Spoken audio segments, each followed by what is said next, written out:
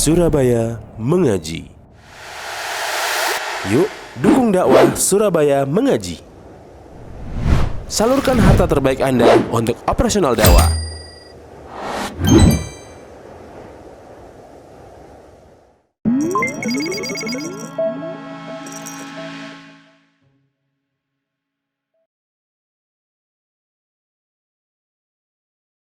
Alhamdulillah, nahmaduhu wa nasta'inuhu wa nastaghfiruh wa na'udzu billahi min shururi anfusina wa sayyiati a'malina. May yahdihillahu fala mudilla lahu wa may yudlil fala hadiya lahu. Wa asyhadu an la ilaha illallah wahdahu la syarika lahu wa asyhadu anna Muhammadan 'abduhu wa rasuluh. Akhwani fillah rahimani wa rahmakumullah. Kita akan melanjutkan kajian dari kitab Al-Wajiz fi Fiqh Sunnah wal Kitab Al-Aziz. Dan di malam ini ana sekali lagi menggantikan Ustazuna Mubarak Muallim karena beliau safar untuk satu urusan. Semoga Allah mudahkan semua urusan beliau, amin. Baik.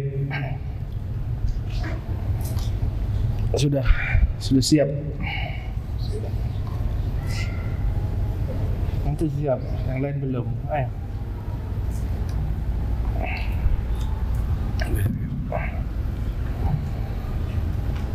Qala al-musannif Asy-Syaikh Abdul Azim Badawi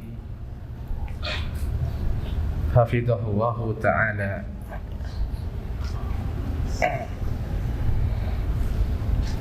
al-amwalu allati tajibu fiha az-zakatu, harta-harta yang wajib dizakati. Jadi tidak semua harta itu wajib zakat. Ada beberapa jenis saja dari harta yang disyariatkan padanya kewajiban zakat. Beliau katakan tajibuz zakatu fin naqdaini waz-zuru'i was-simari wal mawashi war rikazi. Wajib zakat itu pada an-naqdaini, dua mata uang, waz-zuru' pertanian, hasil pertanian, was-simar buah-buahan, wal mawashi binatang ternak,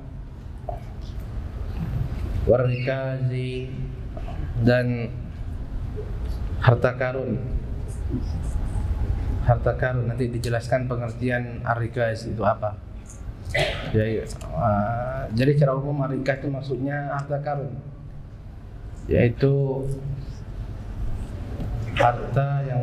harta orang dulu yang terpendam di dalam perut bumi kemudian ditemukan, itu namanya ar-rikaz.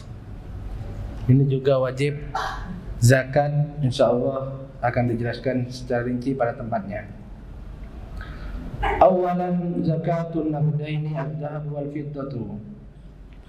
Yang pertama dibahas dengan rinci yaitu tentang zakat dua mata uang.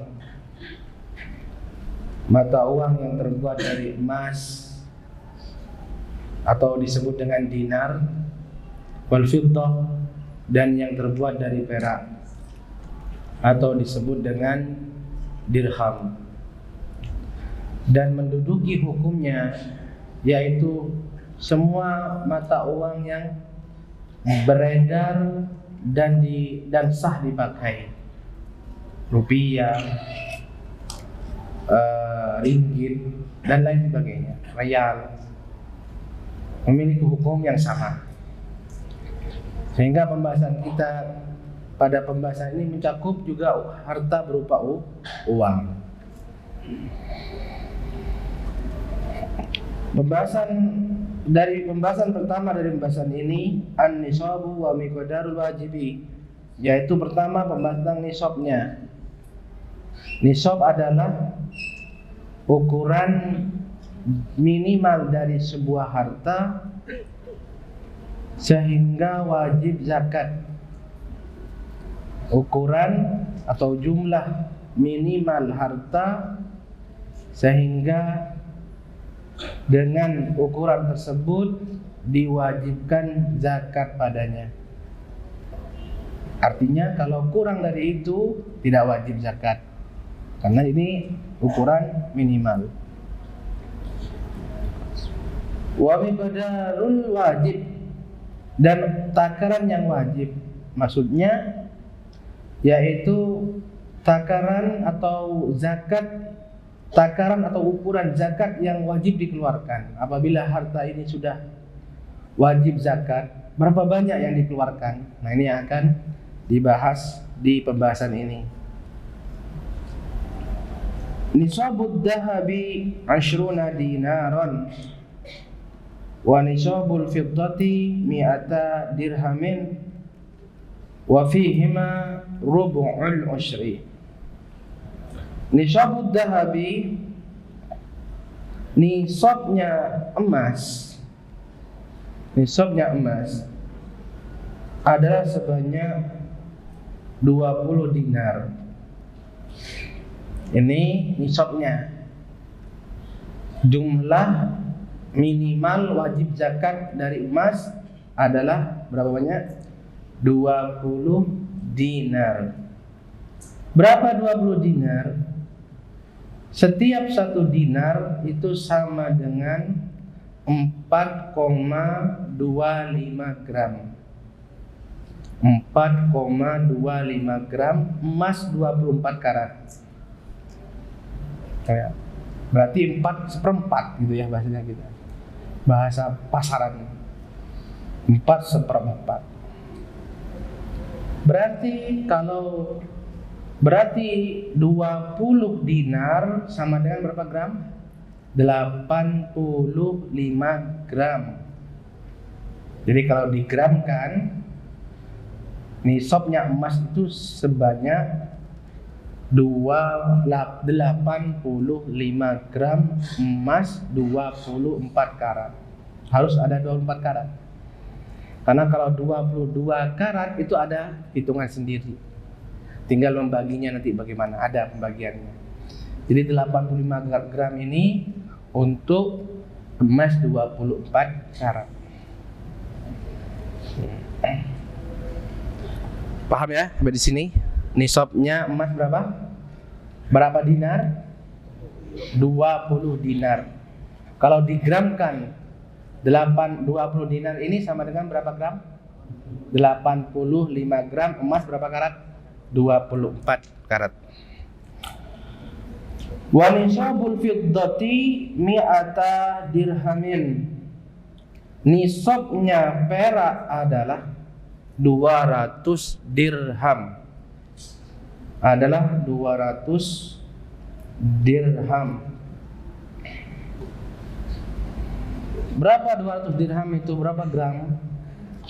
1 dirham itu hampir 3 gram. Jadi lebih ringan. Yaitu 2,975 gram. Jadi hampir 3 gram. 3 gram cuma kurang 1/4. Ya itu kurang dikit sekali. Jadi hampir 3 gram. Kalau kita bulatkan 3 gram, tapi nggak boleh dibulatkan 3 gram, tetap harus, tidak boleh enggak, karena ini yang dihitung adalah jumlah minimalnya, nisabnya. Nah, jadi 1 dirham ya perak ya itu sama dengan 2 gram 975 gram. Jadi hampir 3 gram. Berarti nisab perak adalah kalau digramkan 200 kali 2,975. Ternyata ketemunya langsung jadi 595. 595 gram perak. 595 gram kalau digramkan. Ini nisab perak. Jadi saya ulangi, nisab perak kalau dilihat dengan dirham adalah 200 dirham. Dan kalau dilihat dengan gram sama dengan 595 gram, hampir 6 ya, hampir 600 gram, hampir 600 gram. Nah, barakallahu. Baik. Wa fihi ma rub'ul usri. Dan zakat yang wajib pada dua emas atau perak tersebut, kalau sudah wajib zakat, adalah rub'ul usri, seperempatnya 10. Seperempatnya 10 sama dengan 2,5%. Bingung aja. Ini istilah yang tidak ada di kita. Mereka paham, orang Arab paham rubul usur. Nggak ada kita kan 1/4 10. Nggak ada. Yang ada 2,5%. Jadi maksudnya di sini 2,5%. Jadi kalau ada harta sudah 20 dinar misalkan, berapa zakat yang wajib dikeluarkan 20 dinar? Berapa? Seperempatnya berapa? Susah ya. Gak pernah punya uang banyak ya. Berapa? 1/4. Iya. 2,5%-nya tuh berapa? Ini dia uangnya 20 dinar. Ahlan wa sahlan 20 dinar, ya kan? Dia harus mengeluarkan zakat berapa banyak? 2,5%. Berapa dinar yang dikeluarkan? Cek susah ya. Setengah dinar gitu ya, Iwan. Setengah dinar. Kalau 10 kan yang dikeluarkan berapa? 1/4 kan? Setengah dinar, salah. Ya, astagfirullahaladzim. Ya, lagu lihat 1/4 dinar ya, 1/4 dinar. Nah, 1/4 dinar, kecil sekali yang dikeluarkan. Kalau 200 dirham, iya 5 dirham ya, anak yang salah. Kalau 200, kalau yang perak ya, kalau yang perak kan 200 dirham. Maka zakat yang harus dikeluarkan kan 1/4, berarti ketemunya 5 dirham. Kalau dinar lebih kecil, sekian gram ya, sekian gram. Barakallahu fikum. Baik. Nah, adapun uang berupa rupiah atau yang lainnya, ringgit, real dan lain sebagainya dari mata uang, maka nisabnya dinilai dengan emas atau dengan perak. Dinilai dengan emas atau dengan perak. Tapi di sini perlu digarisbawahi di sini, bahwasanya para ulama sekarang, para ulama mu'asyirin tidak menjadikan takaran perak atau nisabnya perak sebagai standar. Tidak. Karena perak sekarang tidak stabil harganya. Mereka hanya menjadikan standar untuk zakat uang adalah nisabnya emas. Dulu emas dan perak ini senilai. Maksudnya 20 dinar dengan 200 dirham itu nilainya sama dulu. Dahulu di zaman Nabi sama. Tapi sekarang enggak. Sekarang tidak. Tadi saya cek, ya kan? Saya cek emas untuk yang 24 karat itu kisarannya 1 juta. Emas harga emas 1 gram untuk yang 24 karat itu kisarannya 1 juta. Berarti zakat emas kalau zakat uang kalau diukur ya dengan nilai emas ketemunya berapa juta? 85 juta. Jadi uang kalau sudah sampai 85 juta sekarang itu sudah sampai nisab begitu. Tapi kalau kita gambarkan ya, kenapa tadi para ulama tidak menjadikan nisabnya perak di zaman ini atau sekarang itu sebagai standar, sebagai ukuran, karena juga stabil. Adapun perak, tadi saya cek tadi, 500 gram perak itu hanya 7.300.000 sekian. Tadi kita sebut nisabnya perak berapa? Hanya 595 gram. Nah, 500 gramnya tadi saya cek, lihat di internet ya, googling, itu harganya hanya 7.300.000. Jauh sekali. Berarti 85 gram emas atau 85 juta dengan 7 juta, berapa lipat itu? Oleh karena itu, para ulama kontemporer sekarang, atau muasyirin itu tidak menjadikan nisab perak sebagai ukuran nisab untuk uang. Tetapi yang dijadikan ukuran adalah nisabnya emas. Kamu terlalu sedikit, 7 juta dapat apa sekarang? Ya kan? 7 juta dapat apa sekarang? Buat biayanya kuliah antum aja berapa? Belum nggak pakai makan itu, puasa itu, sadahud. Nah, itu. Belum ada antum, ya kan? Nah, jadi di zaman ini ya kawan, yang sekali lagi saya tegaskan, untuk nisab uang, ya, yang menjadi ukuran atau yang diikuti itu bukan nisabnya perak, tapi nisabnya emas. Karena emas itu alasannya, karena emas harganya stabil dari dulu sampai sekarang. Dari stabil. Kalau dulu tuh dapat tanah sekian, sampai sekarang dapat tanah sekian gitu. Kalau perak sudah enggak, hancur sudah. Makanya enggak dipakai. Baik. An Ali bin Abi Thalib an Nabi sallallahu alaihi wasallam qala. Dari sahabat Ali bin Abi Thalib dari Nabi sallallahu alaihi wasallam bersabda, "Idza kanat laka mi'ata dirhamin."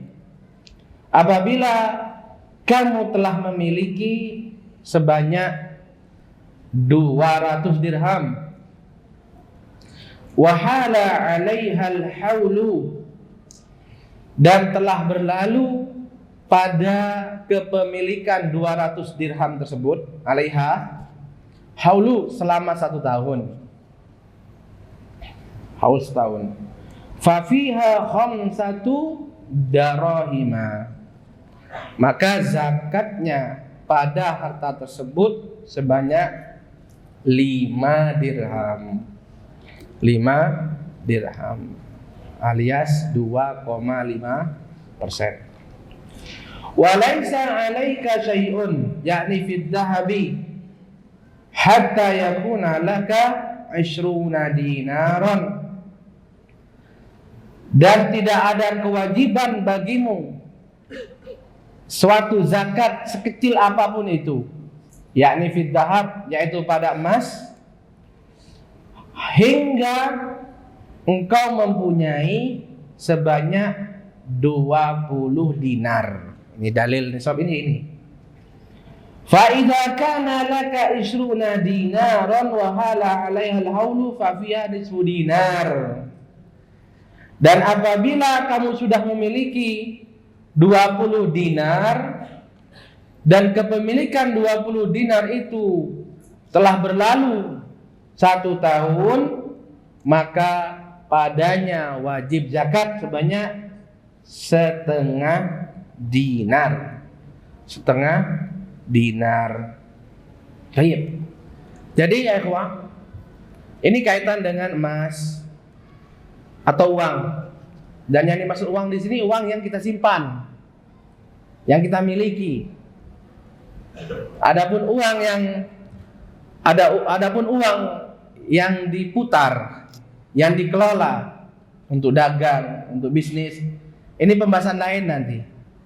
Ini ada pembahasan, masuk pada pembahasan urudut tijarah, zakat barang dagang. Tapi kita bicara di sini tentang kekayaan berupa uang yang disimpan, yang ada di lemari, yang ada di bank ini, bank itu. Ditambah dengan emas atau perak, kalau kita memang punya emas atau perak. Nah, dilihat sudah sampai senilai 85 gram emas 24 karat atau belum. Gitu caranya. Kalau sudah sampai pada jumlah tersebut atau lebih,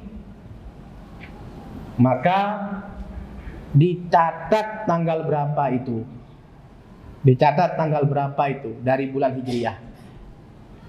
12 Rabiul Awal.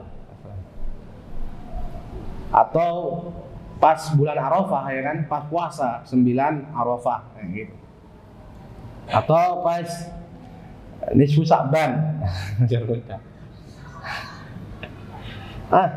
Setelah dicatat, biarkan kepemilikan itu atau tunggu sampai tahun berikutnya. Tahun berikutnya, setelah setahun di tanggal yang sama, lihat lagi, dihitung lagi uangnya. Dihitung lagi uangnya. Kalau telah dihitung kok nggak sampai nggak sampai nisab, maka tidak ada kewajiban zakat. Nah, tapi kalau sampai nisab atau bahkan lebih, maka wajib ketika itu Anda mengeluarkan zakat dari harta tersebut. Berapa banyak? 2,5% dari harta yang ada, itu. Ya, kok ketemunya 1 miliar? Alhamdulillah. Berarti yang dikeluarkan berapa? Bingung kan, nggak bisa ngitung banyak antum. Anda juga bingung nih berapa? Berarti 25 ya? 25 juta. 25 juta yang dikeluarkan. Insya Allah banyak yang dikeluarkan. Jangan takut mengeluarkan zakat, karena semakin banyak zakat yang antum keluarkan, berarti harta antum juga semakin banyak. Cerdas jadi orang. Banyak orang takut mengeluarkan zakat, senang jadi orang miskin. Ya, begitu mudahan. Setelah itu tunggu lagi tahun depan tanggal yang sama. Lihat, begitu setiap tahun, terus begitu setiap tahun. Itu cara mengeluarkan zakatnya. Setiap di tanggal yang sama dicek lagi uangnya ada berapa di sini, ada berapa di sini. Termasuk juga masuk ke hitungan piutang yang antum pinjamkan ke orang yang ada harapan kembali. Ada kerabat yang pinjam, gitu kan, ada tetangga yang pinjam, itu termasuk dihitung pada hari penghitungan tersebut. Dihitung. Dan harus dikeluarkan zakatnya. Yaitu piutang yang ada harapan kembali. Tapi kalau nggak ada harapan kembali, nggak ada kewajiban. Ada banyak. Baik, sampai di sini mafhum ya, ikhwah. Mafhum ya sampai di sini ya. Baik. Berikutnya, zakatul huliyyi. Zakat perhiasan. Zakat perhiasan. Pertama yang harus kita pahami bersama yang dimaksud dengan zakat perhiasan di sini yaitu perhiasan al-masnu' min adz-dzahab aw al-fiddah. Al-masnu' min adz-dzahab aw al-fiddah. Amma ma yusna' min ghairihima fala zakata fihi bi ijma'il ulama. Jadi yang untuk perhiasan yang ada kaitan dengan zakat adalah perhiasan yang terbuat dari emas dan perak saja. Adapun selain itu tidak ada kewajiban zakat bi ijma'il ulama. Baik perhiasan terbuat dari intan, permata, berlian, walaupun lebih mahal nggak ada. Atau terbuat dari batu macan. Apa dulu itu ya? Masih zaman-zaman batu ini. Mbak macan ada kelihatan.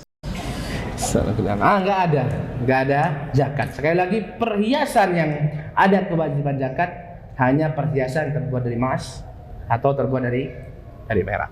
Selain itu tidak ada kewajiban zakat bi ijma' al ulama. Zakatul huli wajibatun. Zakat perhiasan itu hukumnya wajib. Artinya bila perhiasan itu terbuat dari emas atau terbuat dari perak, maka hukumnya tidak ada ubahnya dengan emas yang disimpan. Tidak ada ubahnya dengan uang yang disimpan. Maka dihitung, digabungkan. Ya, digabungkan. Berarti kenapa kok dipisah ini pembahasan ini? Karena di sini ada khilaf. Cuman yang dirojihkan oleh beliau dan yang ini insya Allah pendapat yang lebih rojih insya Allah, bahwasanya perhiasan dari emas dan perak memang wajib zakat, tidak ada ubahnya. Maka di antara yang dihitung nanti adalah perhiasan yang terbuat dari emas atau yang terbuat dari perak. Jadi dihitung sekalian. Kemudian kalau sudah sampai nisab dikeluarkan zakat dari semuanya itu. Bi umumil ayati wal ahadits. Berdasarkan umumnya ayat, yaitu keumuman atau kandungan umum dari ayat yang menjelaskan wajibnya zakat pada emas atau perak, dan hadis-hadis dan umumnya kandungan pada hadis-hadis yang menjelaskan tentang wajibnya zakat pada emas dan perak. Maksudnya begini, yang kita bahas tadi ketika membahas emas, wajibnya zakat emas dan perak, ya, dengan dalil-dalilnya, maka yang kita bahas juga mencakup emas dan perak yang berupa apa? Perhiasan. Itulah maknanya kata saya di sini. Jadi dalil-dalil yang tadi sudah lewat itu. Walaysa ma'aman akhrajahu min hadzal umumi dalil.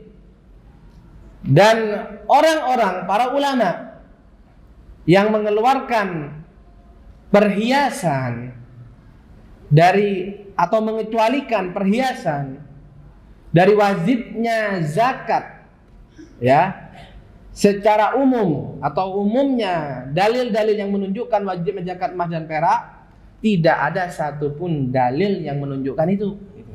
Jadi maksud beliau, tidak ada dalil yang menjelaskan bahwasanya beda antara emas yang disimpan sama emas yang dibuat perhiasan, yang dipakai untuk perhiasan. Nggak ada dalilnya gitu.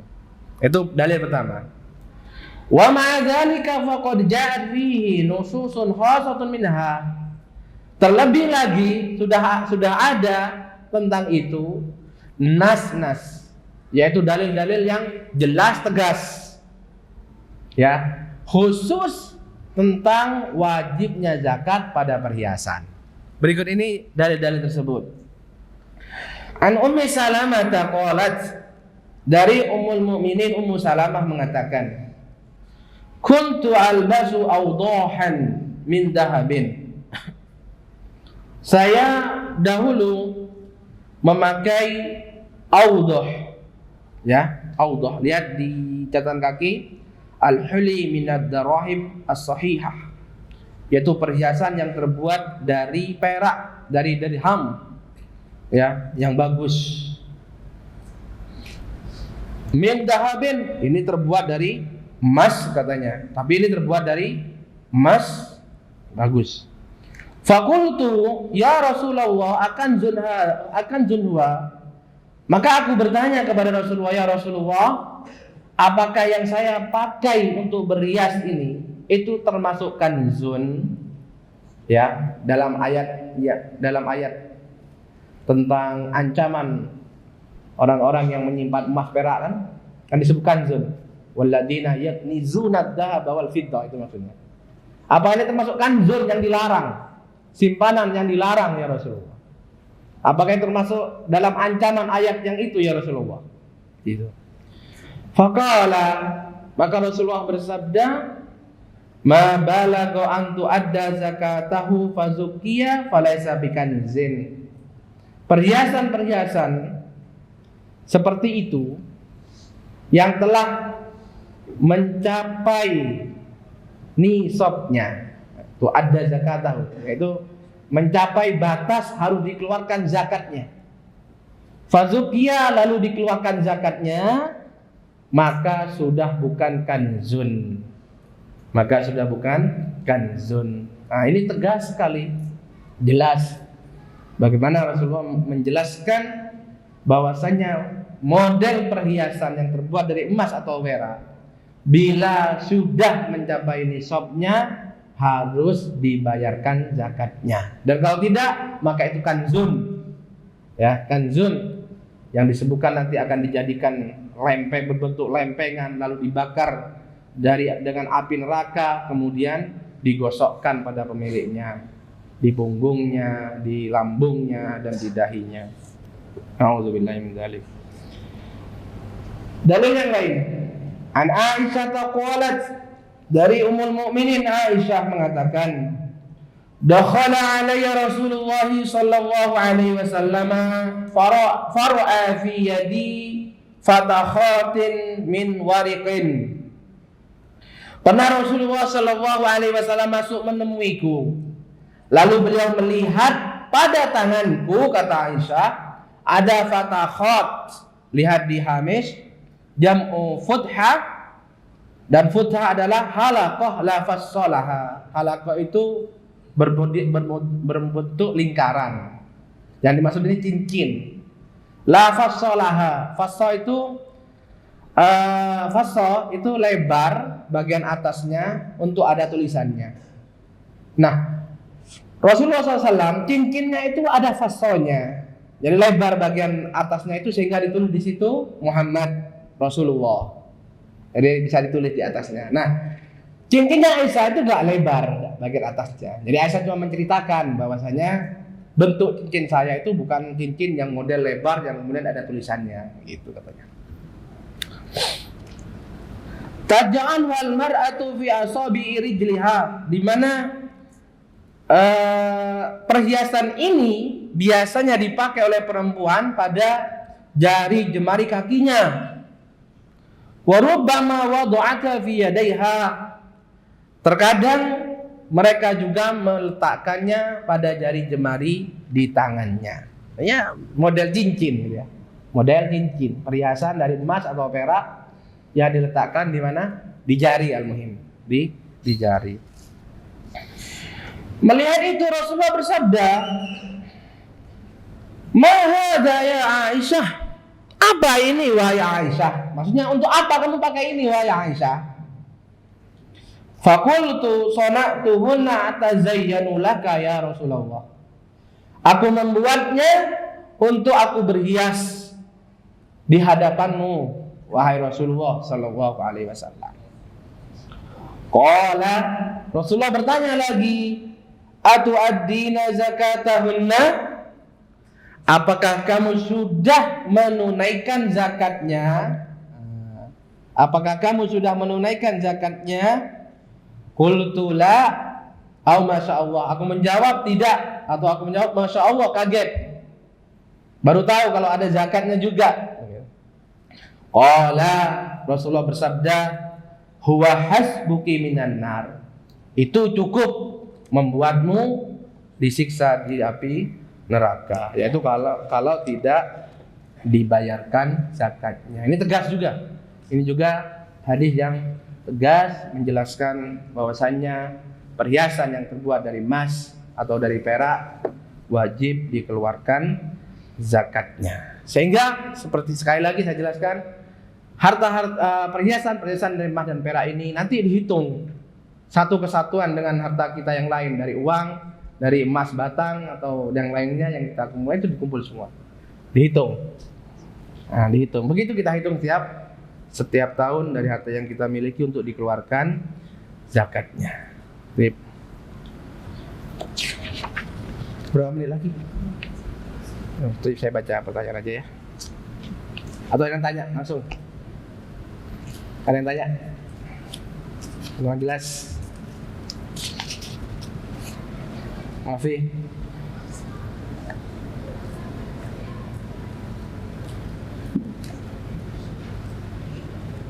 Ahsanallahu. Assalamualaikum. Sebenarnya apa kira? Ahsanallahu. Assalamualaikum. Bagaimana?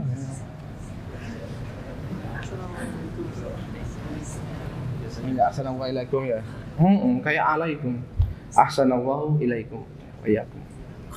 Bagaimana cara menghitung nisab perhiasan campuran emas dan perak seperti emas putih yang ada sekarang? Nah, sama aja ya, kita cara menghitungnya untuk emas atau perak, kita harus tahu dulu harga di saat kita hitung. Berapa harga emas seperti ini, ya kan? Berapa harga seperti ini? Atau kita lihat kan, kalau itu emas dilihat kan beratnya, ya kan? Beratnya. Ini emas berapa karat? Nah, kalau emas ini 24 karat, berarti berapa? Begitu. Nah, atau mudahnya, atau kalau memang emasnya sedikit, ya kan? Ada perak tapi nggak banyak juga. Ada uang sekian, gitu kan? Ada piutang juga di orang sekian, nah, gitu kan? Di dalam begitu. Maka emas-emas atau perak-perak ini kita hargai saja, kita nilai aja harganya berapa, kan? Kita nilai dan kita hargai aja berapa. Kemudian kita ukur dengan nilai emas 24 karat sebanyak 85 gram. Nah, di hari itu berapa harganya? Harga emas 24 karat di hari itu. Nah, itu yang jadi ukuran, jadi standarnya. Nah, dan harta kita itu semuanya di hari itu ditambahkan semuanya, digabung. Sudah sampai nisab atau belum?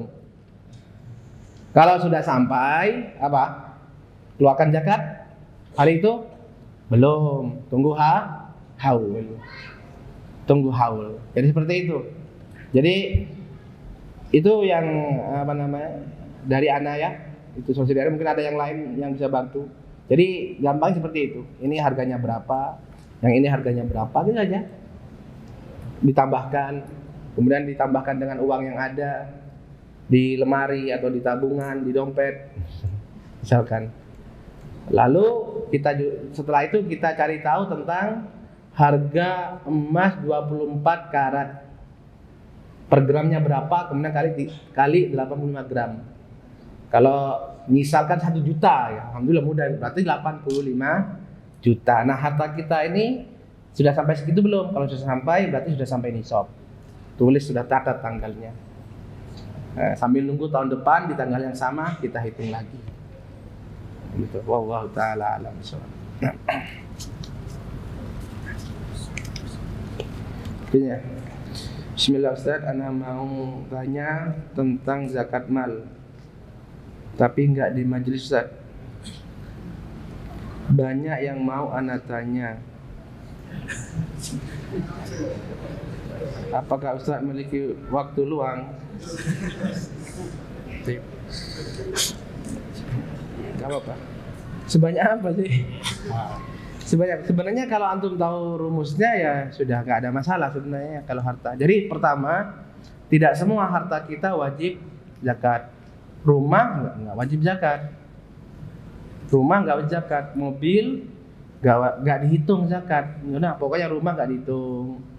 Mobil nggak dihitung, sawah nggak dihitung kalau punya sawah. Yang dihitung hanya tadi ya, uang yang disimpan di rumah dan uang mungkin yang disimpan di bank, sama piutang yang ada harapan untuk kembali, ditambah emas kalau kita punya simpanan emas atau emas perhiasan yang dipakai oleh yaitu perempuan-perempuan dari keluarga kita yang ada yang dinafkahi oleh kita.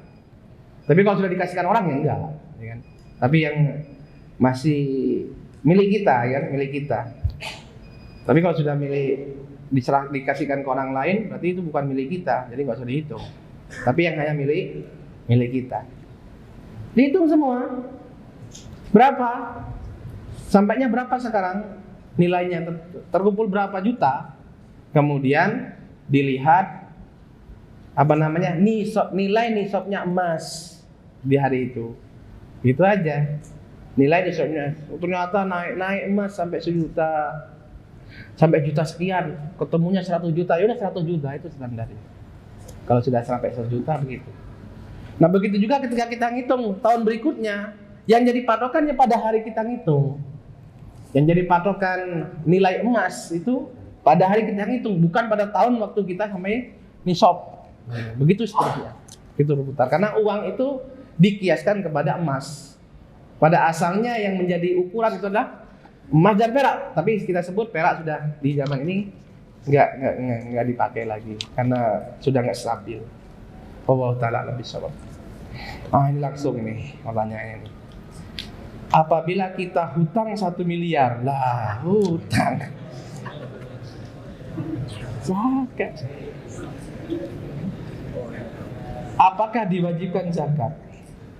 Sedangkan itu harta orang lain yang sedang kita pinjam. Tapi pertanyaannya benar. Pertanyaannya benar. Kata para ulama, ada dua keadaan. Ada dua keadaan. Apabila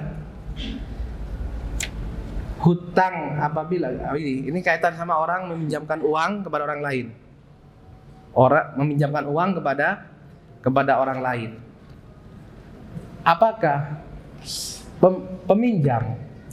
apakah pemberi pinjaman dia wajib zakat karena dia hartanya dia kan?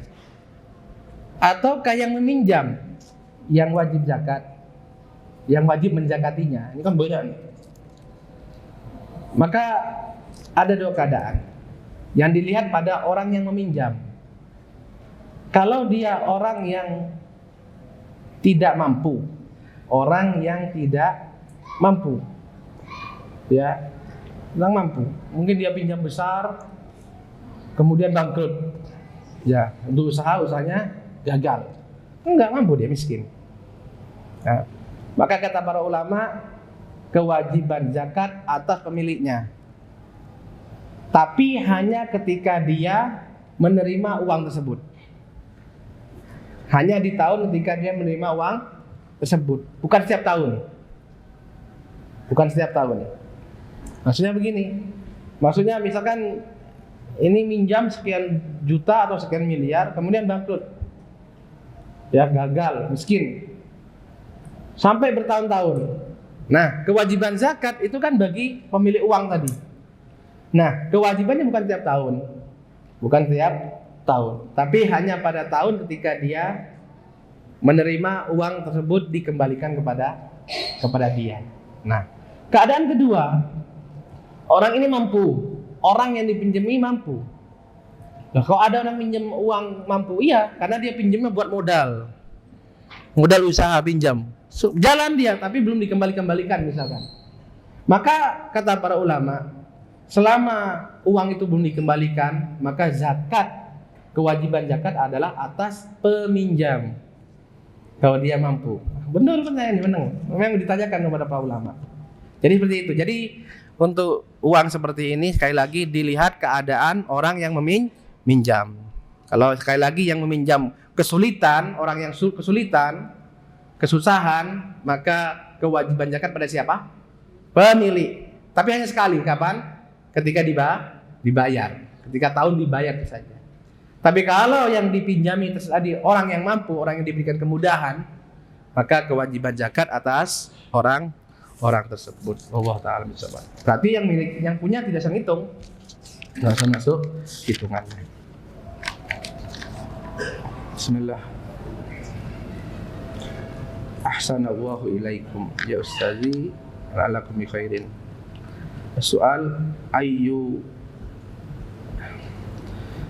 zakatin kanat tunkar fi ahdi Abi Bakr radhiyallahu an. Oh, zakah. Ya Allah ya Rabbi. Enggak ada bedanya zal sama zai. Kayak zakah ya. Zakah kan menyembelih. Zakatul mal awil fitr. Oh ya, di zaman Abu Bakar itu kan banyak yang tidak bayar zakat. Zakat apa? itu zakat mal, bukan zakat fitrah. Bukan zakat fitrah. Nah ini ya tadi ya. Afwan Ustaz, misal harus 1 juta setelah mencapai haul menjadi 200 juta. Ah ya. Perhitungan awal 100 juta. Ya kan? 1 juta. Berarti sudah sampai nisab belum 1 juta? Untuk sekarang 1 juta sudah sampai nisab belum? 100 juta untuk sekarang sudah sampai nisab belum? Sudah. Pertanyaannya ini kan wajib zakatnya kapan? Tunggu haul. Setelah haul dihitung lagi begitu ya kan? Jadi belum tentu bayar zakat. Tapi nanti tahun berikutnya dilihat lagi. Ternyata setelah dilihat pada tahun berikutnya uangnya bertambah jadi 200 juta. Pertanyaannya, zakat yang dikeluarkan itu dari 100 juta atau 200 juta? Jawabannya adalah 200 juta. Yang dikeluarkan adalah dari 200 juta, yaitu pada harta ketika antum ngitung ketika itu. Gitu. Yang terakhir.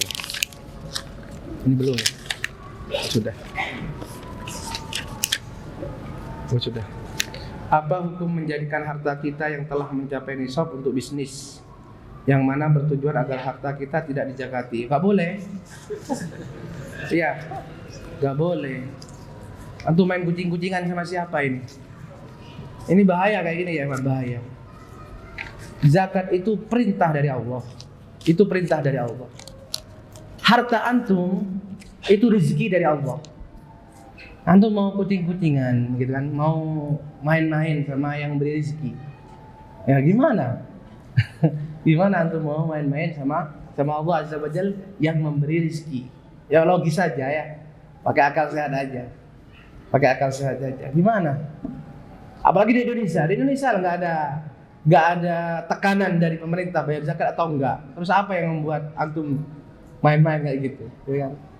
Ya mungkin kalau pemerintahnya mewajibkan zakat, ada petugas zakatnya, mungkin aja ini orang munafik kayak gini nih. Ada aja orang munafik yang seperti itu. Tapi tidak pantas orang mukmin yang tahu bahwasanya rezekinya itu dari Allah dan bahwasanya kewajiban zakat itu adalah perintah dari Allah. Kemudian sebenarnya bukan cuma buat bisnis, bahkan sebagian itu memang sengaja ketika sudah masuk tempo, ini uangnya buat beli aset.